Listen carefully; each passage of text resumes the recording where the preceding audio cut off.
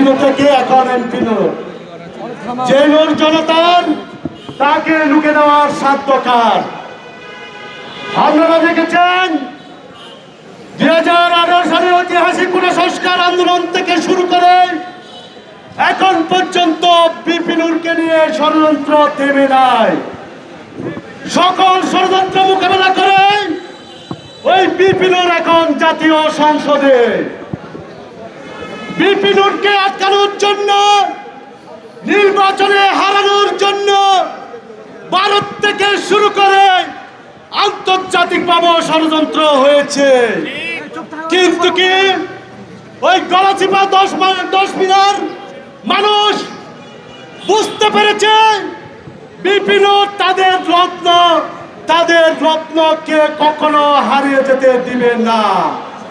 এই জন্য তার জন্মস্থান 10 মিনার গলাচিপার মানুষ বিপিনুরকে 2 হাত ভরে টেনে দিয়েছে। আমরা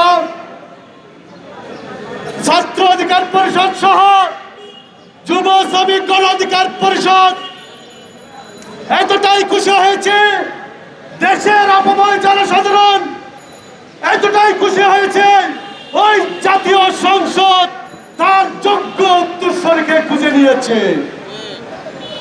ইনশাআল্লাহ বিপিনুর 2018 সাল থেকে 2024 সাল পর্যন্ত যে আন্দোলন সংগ্রাম করেছে, যে স্বপ্ন দেখেছে, জাতিকে পথ খোঁজার জন্য যে আন্দোলন করেছে, যে সংগ্রাম করেছে, সেই স্বপ্নের হওয়ার মাধ্যমে, মন্ত্রী হওয়ার মাধ্যমে বাস্তবায়ন করবে।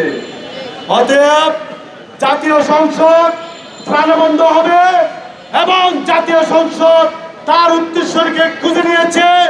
আমি আমাদের গণ অধিকার পরিষদ, ছাত্র যুব শ্রমিক অধিকার পরিষদের নেতৃবৃন্দকে যুব অধিকার পরিষদের পক্ষ থেকে ধন্যবাদ জানাচ্ছি। সকলে অক্লান্ত পরিশ্রম করেছেন, সকলে দুঃসময়ে নুরুল হক নূরের পাশে দাঁড়িয়েছে।